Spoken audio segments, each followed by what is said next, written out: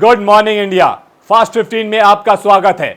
आज की fast life के लिए है फास्ट 15। मुख्यमंत्री ममता बनर्जी ने लॉकडाउन के दौरान छात्रों को ऑनलाइन पढ़ाई की सुविधा के लिए टैब देने की घोषणा की थी। इसी के अनुपालन में सरकार अब गुरुवार को छात्रों के खाते में सीधे 10,000 रुपए स्थानांतरित कर दिया। मुख्यमंत्री ममता बनर्जी ने अपनी घोषणा के अनुसार नवान में एक वर्चुअल कार्यक्रम के माध्यम से इसकी घोषणा की और छात्रों के खाते में सीधे 10,000 रुपए स्थानांतरित कर दिए गए। नारकोटिक्स कंट्रोल ब्यूरो एनसीबी की कोलकाता इकाई ने सशस्त्र सीमा बल की सूचना पर पश्चिम बंगाल के कूच बिहार जिले में गांजा की खेती को नष्ट किया है। एनसीबी की कोलकाता क्षेत्र इकाई के उप निदेशक सुधांशु सिंह ने गुरुवार को इस बारे में जानकारी दी है। उन्होंने कहा कि एसएसबी से सूचना मिलने के बाद एनसीबी की टीम ने बुधवार स्थानीय पुलिस की मदद से कूच बिहार जिले के माकपाला गांव में छापेमारी की, जहां 32 बीघा जमीन पर गांजा की खेती की गई थी। स्थानीय प्रशासन के साथ मिलकर इस खेती को नष्ट किया गया है। एक्साइज विभाग ने बंगाल झारखंड सीमा पर भारी मात्रा में शराब जब्त की है। 12 ट्रकों पर लदे 2000 कार्टून से अधिक शराब को जब्त कर आसनसोल एक्साइज कार्यालय में लाया गया है। एक्साइज विभाग के अधिकारी इसकी छानबीन कर रहे हैं। सूत्रों से मिली जानकारी के अनुसार ये शराब हरियाणा से लाई जा रही थी। चंदन नगर में विवादास्पद नारा लगाने के आरोप में 3 भाजपा नेताओं को गिरफ्तार किया गया है। बुधवार को हुगली जिले के चंदन नगर में भारतीय जनता पार्टी के कई हेवीवेट नेता पहुंचे थे, जिनकी अगुवाई में भाजपा ने तकरीबन 5 किलोमीटर लंबा रोड शो किया था। इस दौरान कुछ कार्यकर्ताओं ने देश के गद्दारों को गोली मारो सालों को नारे लगाए थे। नए साल की शुरुआत में बंगाल सफारी को रॉयल बंगाल टाइगर के 3 बच्चे उपहार स्वरूप मिले। सिल्लीगुड़ी के निकट बंगाल सफारी पार्क के 5वें स्थापना दिवस के उपलक्ष्य में बंगाल सफारी पार्क में रॉयल बंगाल टाइगर के इन तीनों बच्चों को पर्यटकों के मनोरंजन के लिए लाया गया है। इसके साथ ही बंगाल सफारी के अधिकारियों ने नए साल में बंगाल सफारी में पर्यटकों के आगमन में बढ़ोतरी होने की आशा जताई।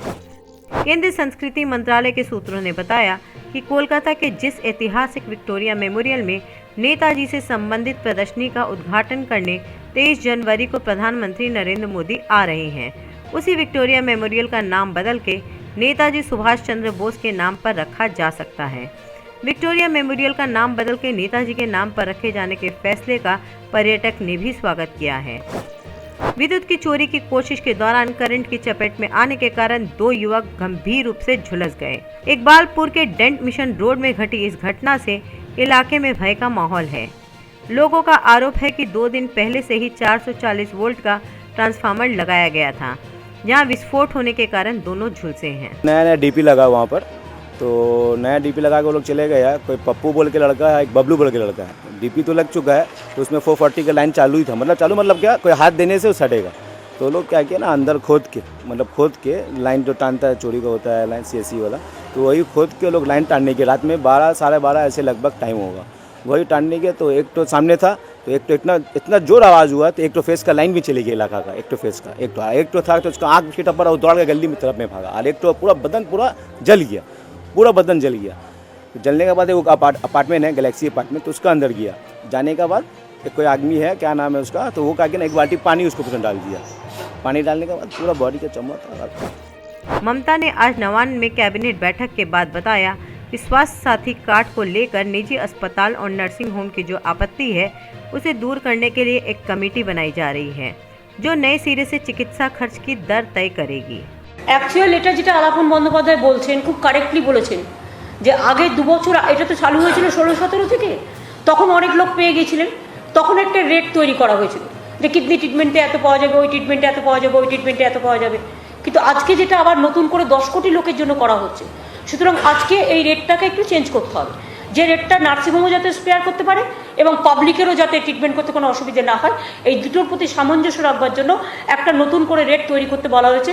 এটা আগামী 3-4 দিনের মধ্যে আমরা করে দেবো এবং এটা আলাপন বন্দ্যোপাধ্যায়কে চিফ সেক্রেটারিকে মাথায় রেখে হোম সেক্রেটারি, ফাইন্যান্স সেক্রেটারি এবং হেলথ সেক্রেটারিকে রেখে এটা একটা ছোট্ট কমিটি বানিয়ে দেওয়া হয়েছে। তারা টাইম টু টাইম ডক্টরদের সাথেও কনসাল্ট করে নেবে।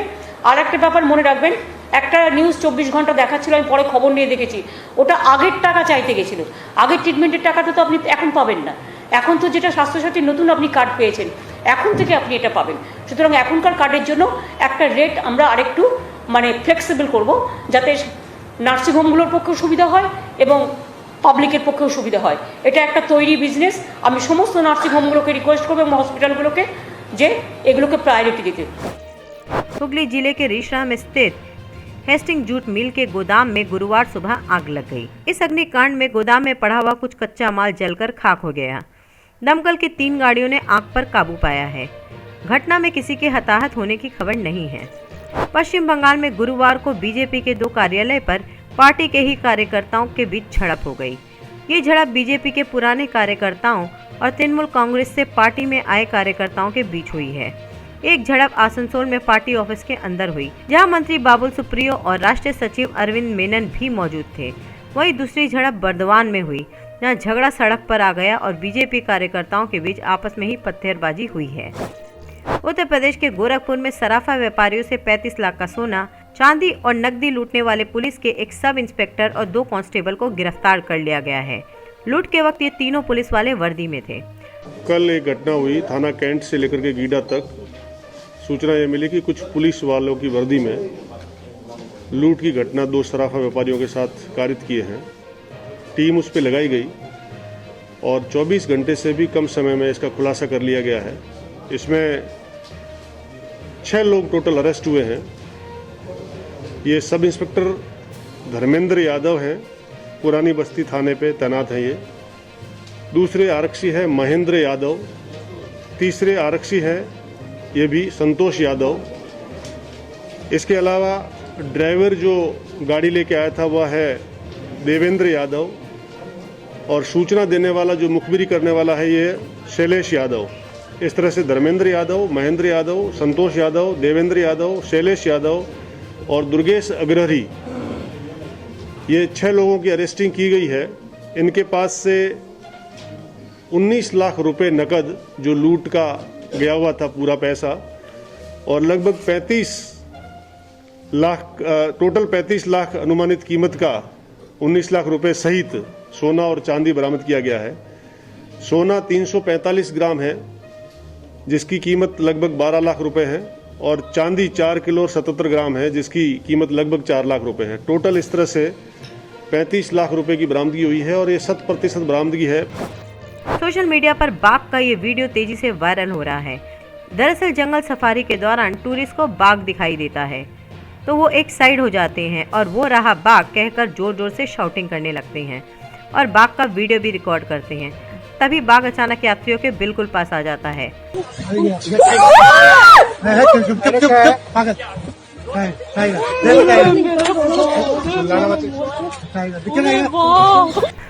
केंद्रीय जांच एजेंसी सीबीआई ने यूके की कंपनी कैम्ब्रिज एनालिटिका के खिलाफ केस दर्ज किया है।